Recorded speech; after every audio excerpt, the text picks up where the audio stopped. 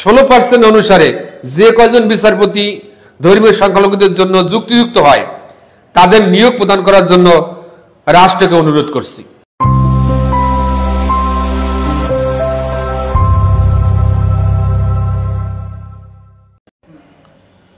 Bangladesh minority জনতা party তীব্র ক্ষোভ।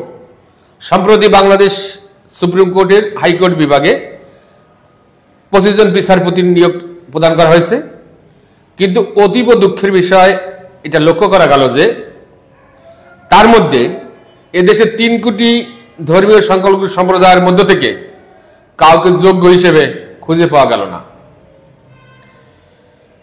কি আশ্চর্য ব্যাপার! এই 25 জনের মধ্যে আমরা দেখলাম আইন কর্মকর্তা, অ্যাডভোকেট, জেলা জজ আছেন।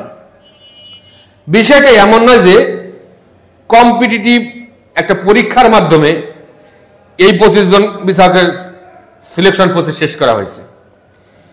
আপনারা জানেন এবং আমরাও প্রতিনিয়ত জানাচ্ছি, এদেশের মানুষকে এত অত্যাচারের পরেও বাংলাদেশের ধর্মীয় সংখ্যালঘু সম্প্রদায়ের এদেশের পরিমাণ এখন 12.5% এবং ভোটারের সংখ্যা 16%। সুতরাং এ জাতীয় কোনো নিয়োগের ক্ষেত্রে সংখ্যানুপাতিক হারে নিয়োগই বৈধ বলে আমরা ধর্মীয় সংখ্যালঘু সম্প্রদায় মনে প্রাণে বিশ্বাস করি। আপনাদের জ্ঞাতার্থে আবারও জানাচ্ছি, স্মরণ দিতে চাই যে অন্তর্বর্তীকালীন সরকারের প্রধান উপদেষ্টা ডক্টর মোহাম্মদ ইউনূস গত 5 আগস্ট 2024 পরবর্তী সময় জাতীয় মন্দির ঢাকা শরীফে গিয়ে বলেছিলেন, এদেশ আমাদের সকলের, এখানে আমরা সকলেই সমান অধিকার প্রাপ্ত হব।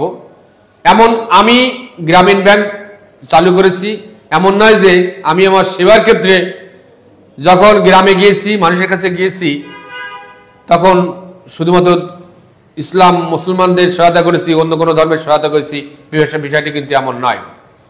ডক্টর মোহাম্মদ ইউনূসের এই কথায় বাংলাদেশের ধর্মীয় সংখ্যালঘু সম্প্রদায়, হিন্দু সম্প্রদায় আশান্বিত হয়েছিলেন। কিন্তু পরবর্তী দেখা যায় তার কথায় কার্যকলাপ এবং তার পরবর্তী সরকারের যে কার্যকলাপ, এই কার্যকলাপ দেখা যায় ধর্মীয় সংখ্যালঘু সম্প্রদায় চাকরি বা সরকারি চাকরি থেকে বিভিন্ন কথা বের করে দেওয়া হয়েছে, তাদের বরখাস্ত করা হয়েছে, বিভিন্ন অধিকার থেকে বঞ্চিত করা হয়েছে, কোন দলীয় ট্যাগ লাগিয়ে তাদের সেখান থেকে বের করে দেওয়া হয়েছে, বরখাস্ত করা হয়েছে। এবং এরকম পরিস্থিতির সর্বশেষ সংস্করণ হচ্ছে এই 25 জন বিচারপতির নিয়োগ। আমরা এর জন্য তীব্র ক্ষোভ ও প্রতিবাদ জানাচ্ছি। ধর্মীয় সংখ্যালঘু সম্প্রদায়ের থেকে কাউকে খুঁজে না পাওয়া, যদিও জেলা জজ, আইন কর্মকর্তা, স্বনামধন্য অ্যাডভোকেট এদেশে ধর্মীয় সংখ্যালঘুদের মধ্যে অগণিত, তুলনামূলক বেশি বটে।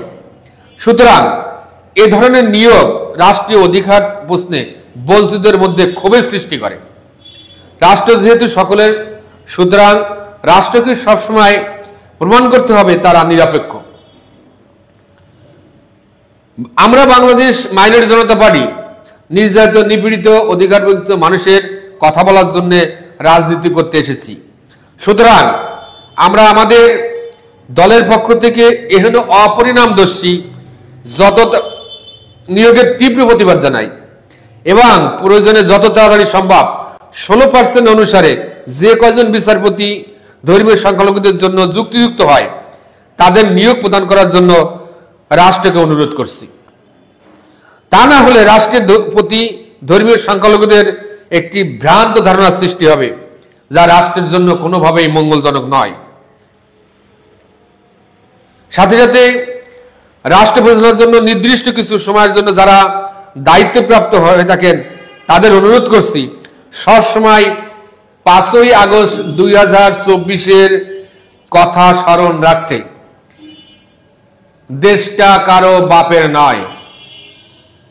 নির্দিষ্ট কিছু সময়ে আপনি এবং আপনারা দায়িত্বে রয়েছেন এবং আছেন মাত্র। চেয়ার চিরস্থায়ী না, এটা প্রমাণিত হয়েছে। এটা আমার দায়িত্ব, এটা বুঝতে পারাটাই গণতন্ত্র এবং গণতান্ত্রিক অধিকার এবং নিরপেক্ষতা। এটা মনে রাখার জন্য সাথে সাথে গতকাল গণ অধিকার পরিষদের আমার ছোট ভাই নুরুল হক নুরের উপর যে হামলা হয়েছে, নিরাকারজনক ঘটনা ঘটেছে, তার তীব্র প্রতিবাদ জানাচ্ছি এবং সুষ্ঠু তদন্তের দাবি করছি। রাষ্ট্রকে তার সবসময় নিরপেক্ষতা বজায় রাখার জন্য যেসব মানুষ রাষ্ট্রীয় দায়িত্ব গ্রহণ করেন, নিরপেক্ষতা বজায় রাখার জন্য অনুরোধ করছি। ধর্মীয় সংখ্যালঘুদের কোনো উপরে যাতে কোনো বঞ্চনা সৃষ্টি না হয় তার জন্য অনুরোধ করছি। সবাইকে আবারও গণতান্ত্রিক ধারা বজায় রেখে ধর্ম নিরপেক্ষতা, জাতীয়তাবাদ, গণতন্ত্র, সমাজতন্ত্রের যে পথ, বাংলাদেশের যে 4 মূলনীতি, সেই মূলনীতির প্রতি আস্থা বিচল রেখে দেশ পরিচালনার অনুরোধ করছি এবং সবসময় ধর্মীয় সংখ্যালঘুদের উপরে যেন কোনো অত্যাচার না হয় তার দিকে খেয়াল রাখার জন্য অনুরোধ করছি।